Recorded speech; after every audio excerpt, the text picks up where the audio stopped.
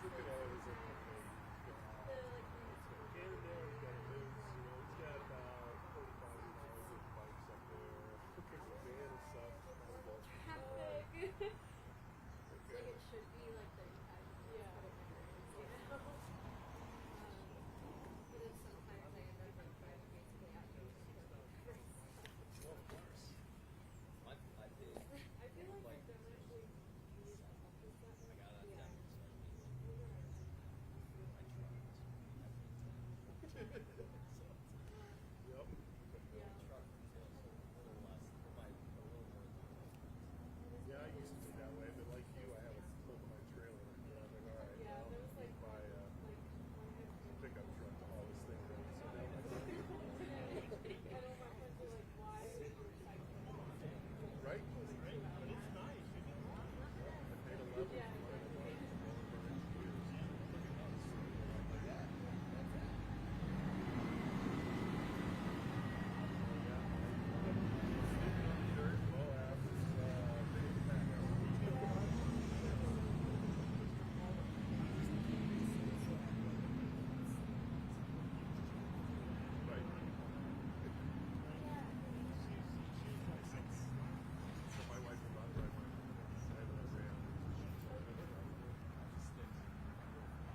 Nice. That's anti-theft. It's been broken into. It's always better. My daughter bought herself a little machine, and she absolutely wanted a stick. And like you, she's had it broken into twice. Nothing's been stolen from them, but they get in there and all this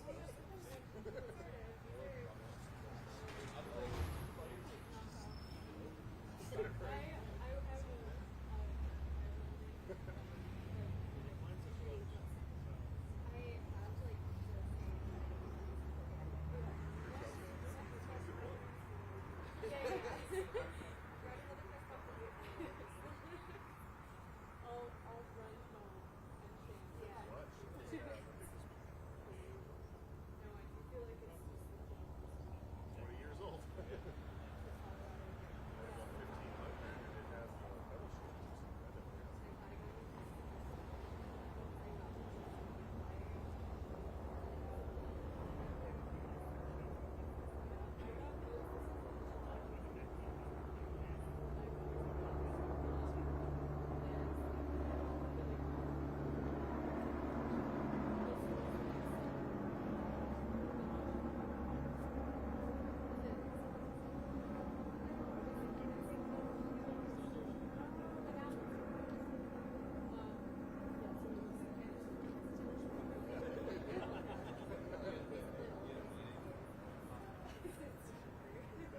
I just made a portal transaction and go around now.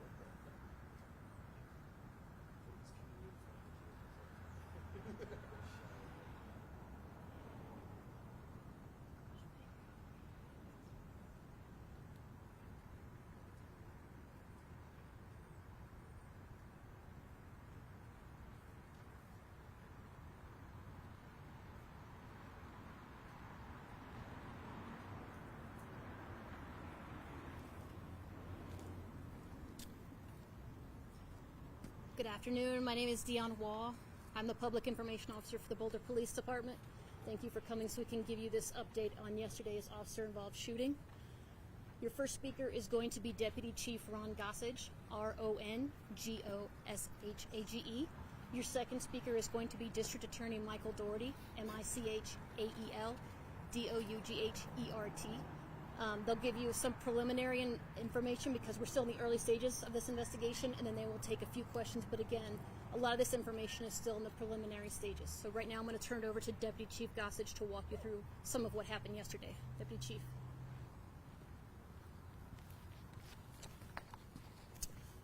Thank you all for being here today. I have some preliminary information about the officer-involved shooting that took place last night near the North Boulder Rec Center in the 3100 block of Broadway in Boulder.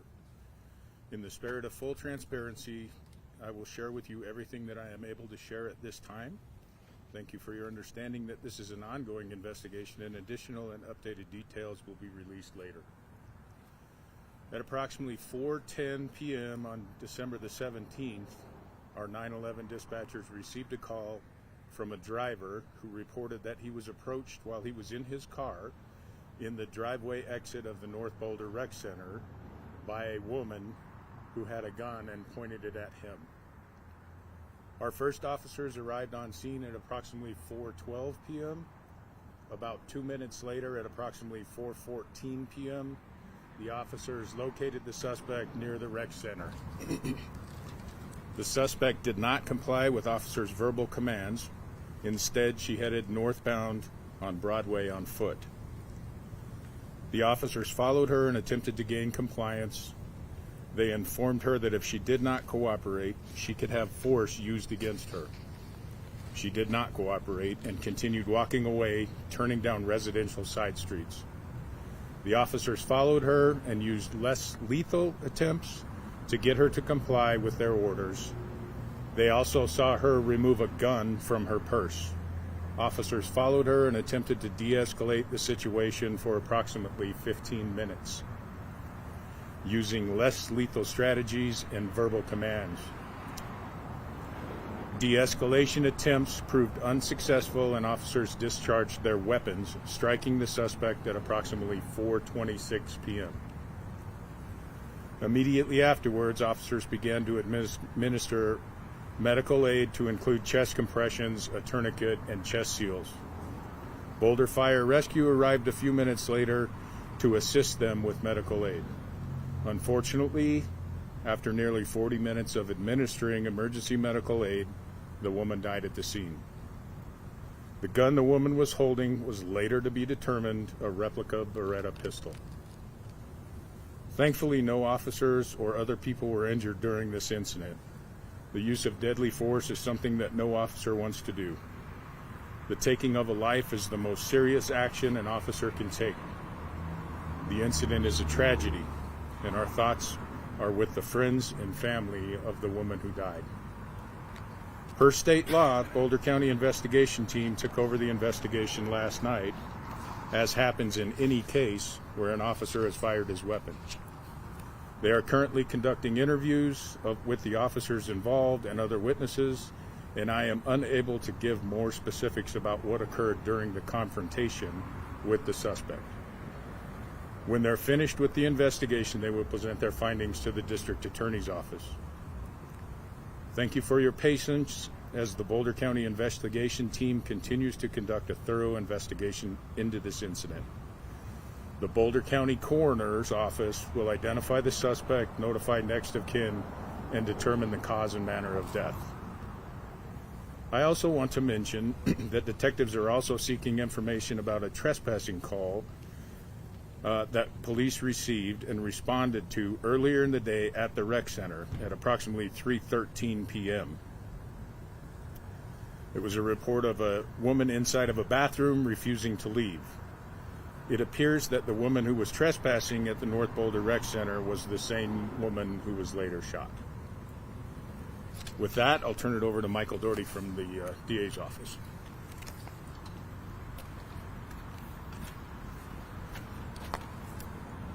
Good afternoon. I'm Michael Doherty. I'm the district attorney. I appreciate the media being here today.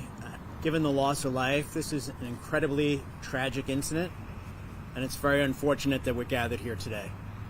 I wanted to join you today, talk a little bit about the process going forward, and to answer any questions you have about that process.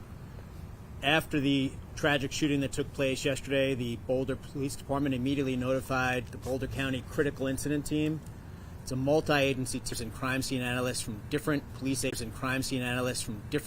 agencies, so that the Boulder Police Department is not actively involved in the investigation into the officer's use of force. As required by state law, it's a multi-agency team that is determined to, and I can assure you will conduct, an incredibly thorough, independent, and objective investigation, and then turn it over to the District Attorney's Office for a review. The reason the Boulder Police Department notified the team immediately is so that the team could be involved from the very beginning, including the witness interviews. And given the time of day and location, there were a number of civilian witnesses. I would encourage civilian witnesses to come forward and speak with the Boulder Police Department about what happened. We've already received some video from civilian witnesses who were there. We will take all this material in through the team as part of their investigation. Witness interviews are being conducted currently. Once that investigation is completed, which of course will also include body-worn camera video, crime scene analysis, ballistics evidence, and so on, that's all turned over to the district attorney's office, and it's my responsibility and the responsibility of our team at the DA's office to review the entire investigation and determine whether the officer's use of force under the law was justified or whether they should be charged criminally for any of their actions from yesterday. That's the standard and requirement that we have in any case involving an officer's use of deadly or potentially deadly physical force. We will let you know once the investigation's been completed and turned over to the district attorney's office. As the members of the media are likely aware, but it's important to remind everyone, once that review is completed by my office, we will announce a decision as to whether any of the officers should be criminally charged or whether their use of force was justified under the law. I then, as I do after every officer-involved incident, host a community town hall where I share all of the materials, the evidence, the videos, and so on that led to the decision. So that's going to be happening in the weeks ahead. But I will just circle back to what I said at the very start. This is an absolute tragedy anytime there's a loss of life. I could promise you that the investigation is going to be thorough, as it should be any time an officer uses deadly physical force. The Boulder Police Department notifying the team immediately allowed us to start the investigation immediately yesterday.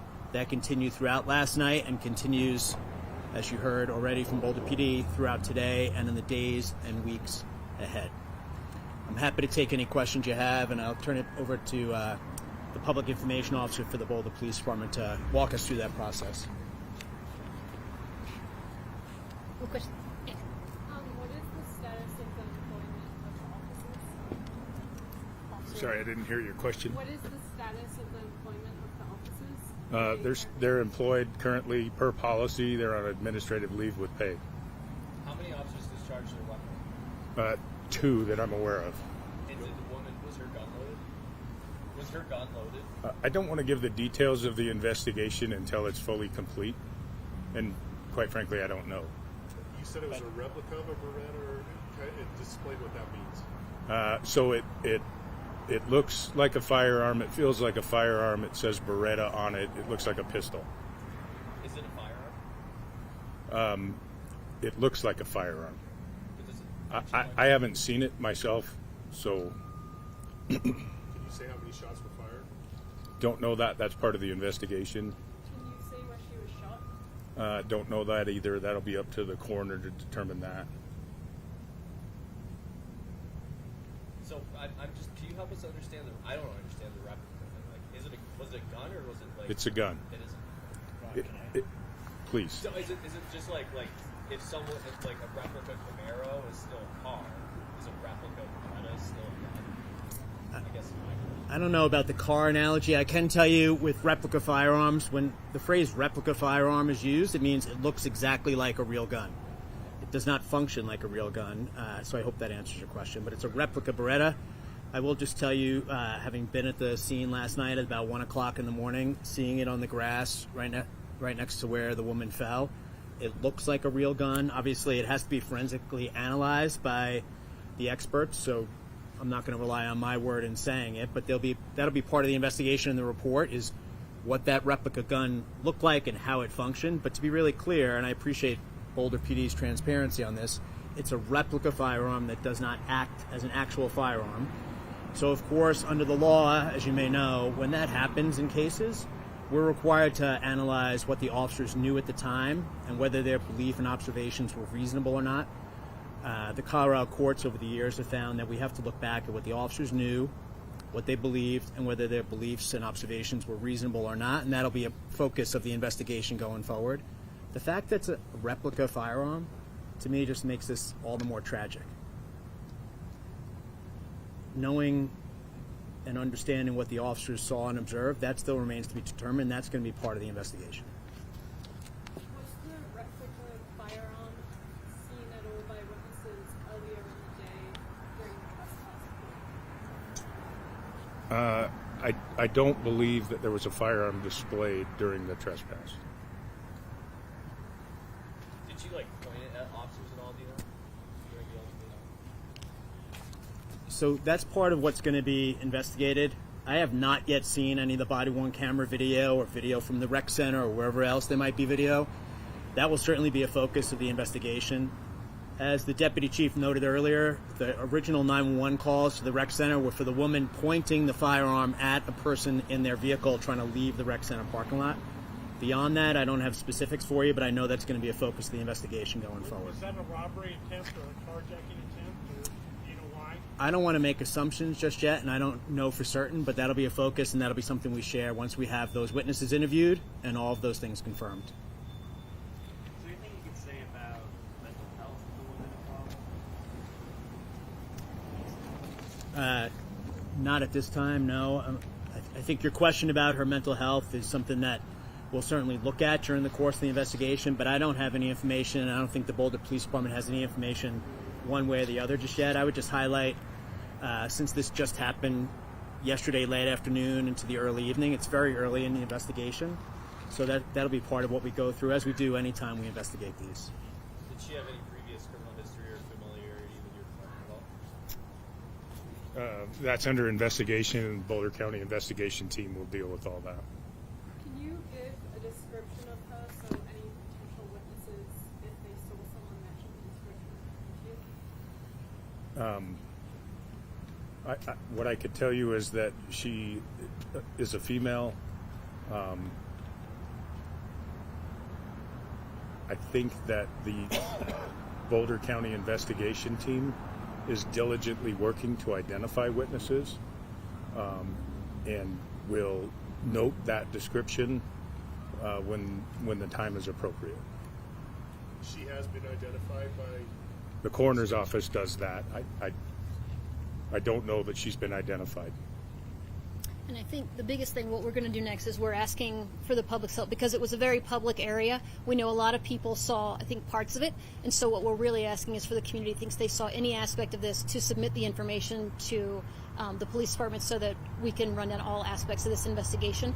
I'm going to send out a news release shortly with all these details, and if we can have a better description of the female, we'll put that in there as well.